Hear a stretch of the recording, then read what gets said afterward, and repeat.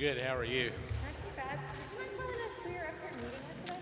I've met with a few members of the House. Obviously, they've got an important vote for the Postal Service, and wanted to take a message to as many members as I could directly meet with, that the President's committed to making sure that our postal workers have the assets and the financial resources necessary to make sure that we have on-time deliveries, but more importantly, that if we really want to solve this problem, since they're here for a Saturday vote, I would encourage a targeted bill that may include postal, but hopefully some support for small businesses, maybe augmenting some of the enhanced unemployment issues. Some of the things that we can agree upon as Democrats and Republicans, but also reiterating the President's support for the post office, and doubling down on the offer that we've made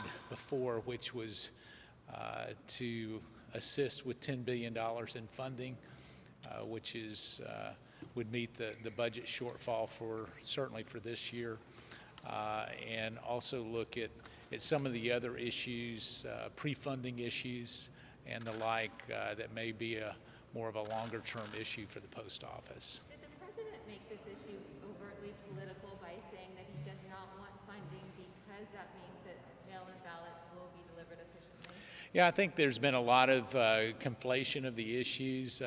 As you know, I've worked on the postal issue with a number of stakeholders for many, many years. I've had phone calls with a few of the head of a couple of phone calls with union heads to make sure that they understand that the President's not only willing to help, but wants to help. And what makes everything a political issue is the fact that we're 70 plus days out from a November 3rd election. And so to suggest that good policy has to be abandoned is not something that I would subscribe to, and hopefully we'll be able to get some kind of resolution. This bill on the floor today is more of a partisan bill than it is a real attempt at solving the problem, but hopefully it's the start to solving it, and that's why I'm up here. Speaker Pelosi said today that the President, talking about not trusting mail-in voting, about the President saying that he wants law enforcement at the polls in November, is an intimidation tactic. Is it? Yeah, I think we all know that voting is a privilege, and yet we also know that there are a number of people that would seek to make sure that they could make a November 3rd election chaos. And so it's important that we support everybody's right to vote. I think if we put guardrails on and make sure that we're not closing down polling places, and if you have mail-in absentee ballots, if you have vote by mail that's part of your normal process, certainly the President supports that. I support that. I think when we talk about making this political, it's changing the process in midstream, a few days before a November 3rd election, that becomes very difficult for secretaries of state to actually execute. And we can look no further than New Jersey and New York to see some of the debacles that have happened with congressional races that need to be addressed. Now, what about New Jersey? We're talking about a timeline here. There's about 70 some odd days until the election, and with this lawsuit happening in New Jersey, we're talking about when is this actually going to be resolved in the courts? And yeah, I don't know when it'll be resolved in the courts. I think the prudent thing for all secretaries of state to understand is they're the ones that have to certify the results. And when we look at that, the post office will be in a position, both financially and with very capable workers that have long worked for the postal system, to be able to deliver those ballots on time. The other decisions are decisions that are outside of the post office. And so while there's a vote on a postal bill today, it has very little to do with the ongoing debate, whether it be lawsuits or anything else, about sending millions of ballots to people that are on voter rolls that perhaps either no longer live in that district or are no longer in the state. Now, on the stimulus, what are the next steps now to get out of this impasse? You've had these meetings on the bipartisan way here. What happens now? You know, I think that's up to Speaker Pelosi and Leader Schumer in terms of where we go next. I can tell you that I've had a number of extremely good conversations with members, both Republicans and Democrats, and I think that we all identify the need to act and also what we agree upon. And I think I mentioned that just a few minutes ago. Democrats, the vast majority of Democrats and Republicans agree that we can do something to extend the PPP program that's been so successful for small businesses and actually reach in and handle that. We can actually put some money aside to handle those underserved communities that perhaps are in communities that felt like they got left out the first time. We agree on that. We can actually come up with a number that I believe that postal workers and Republicans and Democrats could agree would fix the postal system. I even think that we can come up with an agreement on stimulus checks to Americans and enhance unemployment. Those issues are not as divisive as we might think. And then lastly, I think there's a real willingness to help with our kids, whether it be with schools and the funding for schools or the funding for daycare in this unprecedented time. And so we've made great progress on all of those areas. So, and yet the talks continue to be stalled over a number that continues to get articulated by Democrats here in Congress that really they don't have a basis in terms of what supports those numbers. Pelosi called that completely unacceptable about 2 hours ago at a press conference, this more slimmed down, skinnier version of stuff, because it didn't deal with state and local, it didn't deal with evictions, it didn't list what she said was a whole host of things that were important to the Democrats. How do you respond to what she? Well, I guess my question for the speaker would be then why is she here on a Saturday talking about a slimmed down version for the Postal Service? Is she saying that the Postal Service is more important than unemployed Americans? Is she saying that the Postal Service is more important than help to small businesses? Is she saying that the Postal Service is more important than sending payments to people that have had a difficult time during this pandemic? I would hope not, because she's here doing a slimmed down version, a very slimmed down version of a negotiation that took place a few weeks ago when we made the $10 billion offer for Postal. So it doesn't seem to correspond with the action that's being taken in the chamber to my right with her rhetoric. Did you reach out to Pelosi to talk today? I will reach out to the speaker. I went by, she was in a meeting, and certainly as Secretary Mnuchin and I, as you know, the Secretary reached out a few weeks ago. She's made it clear at that point that there was no really need to continue to vote. But we're taking this vote on the House floor as a real willingness on her part to look at a more targeted solution. I know I've talked to a number of Senate colleagues as well about a more targeted solution to meet the needs.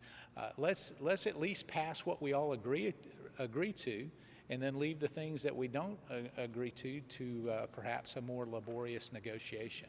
If things do remain at an impasse, do you expect any type of additional executive action to take care of things where there is common ground? Listen, we're always looking at options that we can deploy from 1600 Pennsylvania Avenue.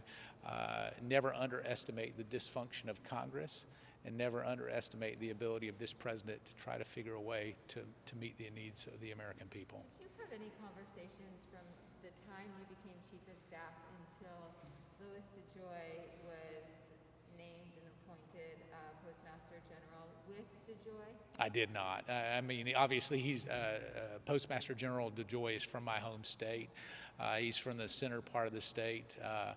and he had a closer relationship with a number of other members. But when I found out that he was going to be the postmaster was after the board had already unanimously recommended him for the position, but I had zero conversations with him. And the Postmaster General. I didn't go out and recruit him, if that's what you're asking. That was yes. If you said Yeah. yes, and that was going to be my next question. Yeah. But the Postmaster General on Friday, yesterday, before the Senate committee, he said the only time he spoke with the president about the Postal Service job is in a congratulatory manner. That's correct. A few weeks ago, he met with Speaker Pelosi and Schumer at Right. the meeting that you guys were in. But That's before correct. that, he was at the Oval Office with the president. So what was that meeting about? It, Is that confirmed? one, I can't confirm that there was a meeting that he had with the president prior to that. And I can tell you that the president has had zero conversations with him as it relates to any negotiations or any direction for the Postal Service. I can say that. Okay. And you had once worked on Postal Service Yeah. reform with Elijah Cummings. So Yeah. how are we still here 3.5 years later?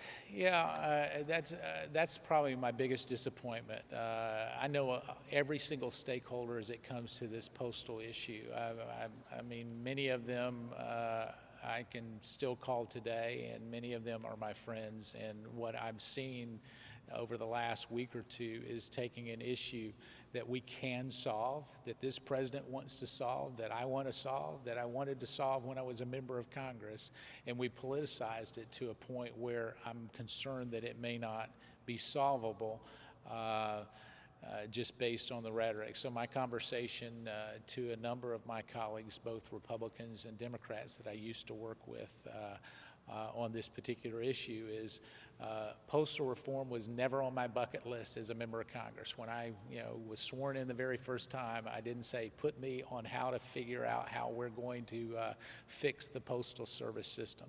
And yet, what I will say is some of the hardest working people that I came to know are the men and women that process the mail, that deliver the mail, whether it's in rural areas or in urban areas. And we do need to find a way to fix that, and the president's committed to doing that. Elijah Cummings and I had a bipartisan bill that never was able to reach the president's desk, not under President Obama and not under President Trump.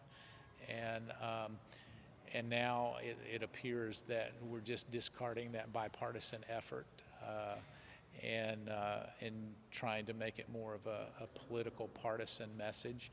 And that's a real disservice to the American people, and it's a disservice to the hardworking men and women that work at the Postal Service. The president's comments regarding the Postal Service from the beginning of his administration, and they should charge more and stuff, and going after Amazon, helped create this more political environment? I think the president was right in calling out the disproportionate advantage that some carriers have, whether it's Amazon or anybody else, in using the Postal Service for their last mile of service.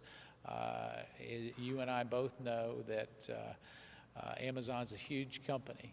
And if they're allowing for the unprofitable delivery to be done by the Postal Service while they take the profitable side of the business, that's not a sustainable project. And so in doing so, he was right to call that out. I would call that out. And when we look at parcel delivery, here's the problem. And so since we're speaking candidly, parcel deliveries have gone up at 15%. Over the last year. U.S. Postal Service's percentage of that 15% gain went up at 6%. So somebody is getting the lion's share of that. And I found it quite by accident when I found that in my apartment here in Northern Virginia, where on one day the Postal Service is delivering Amazon boxes, and on the next day it's an Amazon Prime truck that's delivering it, and it has to do with if it's a profitable delivery or an unprofitable delivery. And at that, I don't think the American taxpayer or the American ratepayer should subsidize any company, whether it's Amazon or anybody else. Make sense? Given how politicized it is, do you think maybe the lame duck you can come back and do a big postal deal, or when can this act, or can you do it now as part of this? I think if we're ever going to get it done, we're going to get it done now before November 3rd. Postmaster General Louis DeJoy has committed to making sure that whatever overtime is necessary to make sure that the mail gets delivered on time will certainly get allocated. In my conversation with some of the union letter carrier officials, they believe that we'll be able to address this, and where the men and women that deliver ballots or first-class mail will be able to have the financial resources necessary to conduct their business in an efficient and a timely manner. That's my commitment to them. That's the President's commitment to them. And ultimately, hopefully, it's Congress can get their act together and finally pass something that addresses it in a long-term fashion. Are you going to have a speaking role at the convention this week? Oh, no. My speaking days are over. You going to try to meet the speaker again after the meeting? Stick around for a while? Actually, the speaker was in a meeting with I think some of her leadership staff, is what I understand, and so I left a message for her. She would probably call me instead of coming around to meet. But if she wants to meet, I'll be here for another hour or so and be glad to come back and meet with the speaker. And listen, if she wants to strike a deal with the President of the United States on behalf of the American people, the President's willing to do that, and yet at the same time, that deal needs to be based on real numbers and real issues that are urgent in terms of their need to be addressed, and not a partisan wish list of want-tos, must-haves, and hope-to-haves. Thanks, guys. Thank you. All right. Thanks.